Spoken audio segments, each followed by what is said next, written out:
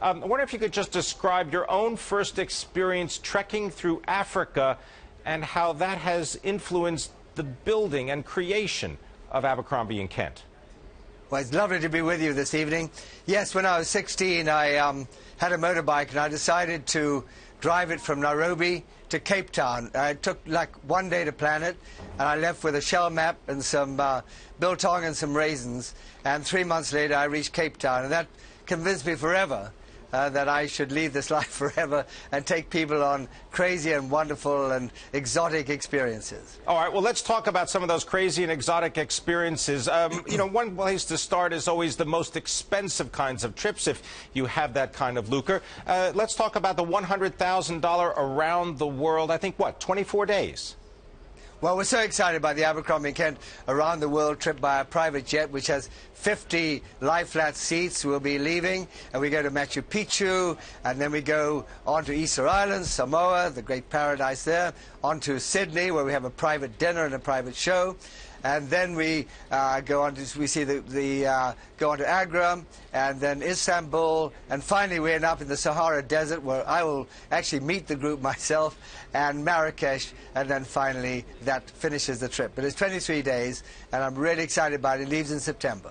All right, well, let's say that someone would rather forego the jet experience, but would rather take a ship. The Northwest Passage has current as well as historical significance. Tell us about that Abercrombie and Kent experience.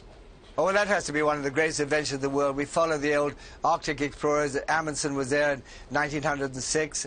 And basically, we leave from Greenland, and you follow the Arctic around Canada's Arctic, through to Alaska, and finally you end up in near northeast Russia. But it's really exciting, really adventurous, and very few people in the world have ever done it.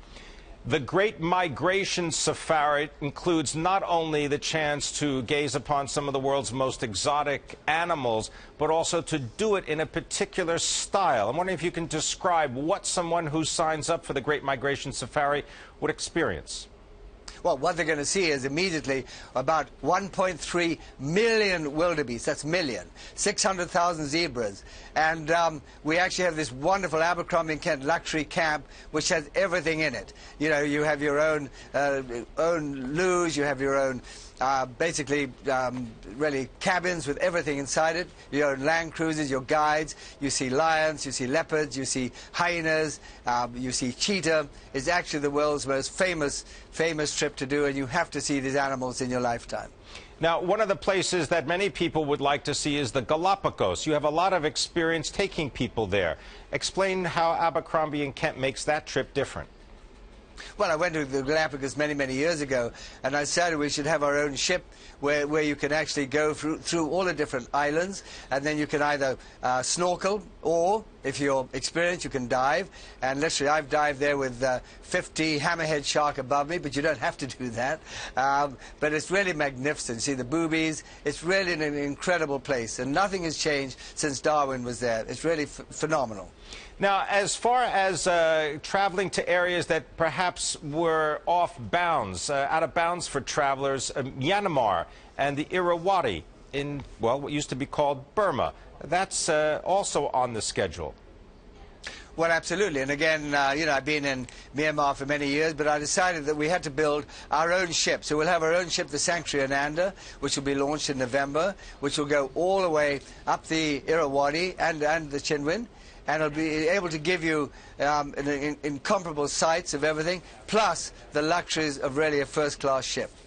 Geoffrey Kent, in addition to the luxury aspect of this kind of travel, is this also suited for potential investors who want to check out different areas of the world but want to do so knowing that they are being given a certain level of comfort?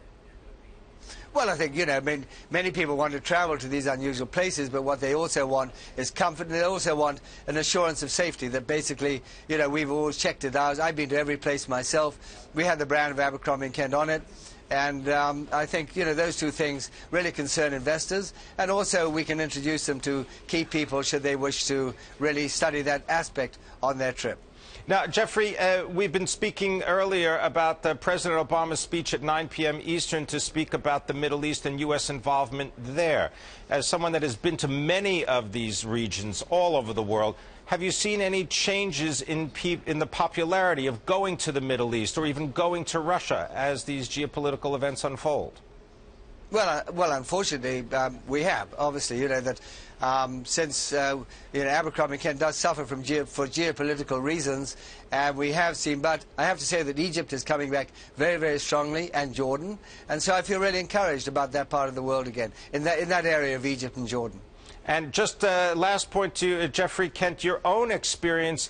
You decided to go in the travel business, move away from the military because of a personal episode. Well, I had a little bit of high-tone deafness from being in the tank regiment for too long, but I can hear you all right tonight. But basically, I've always wanted to be in this business. I love it, and I'm passionate about it, and still am, and will be growing Abercrombie Kent for many years to come.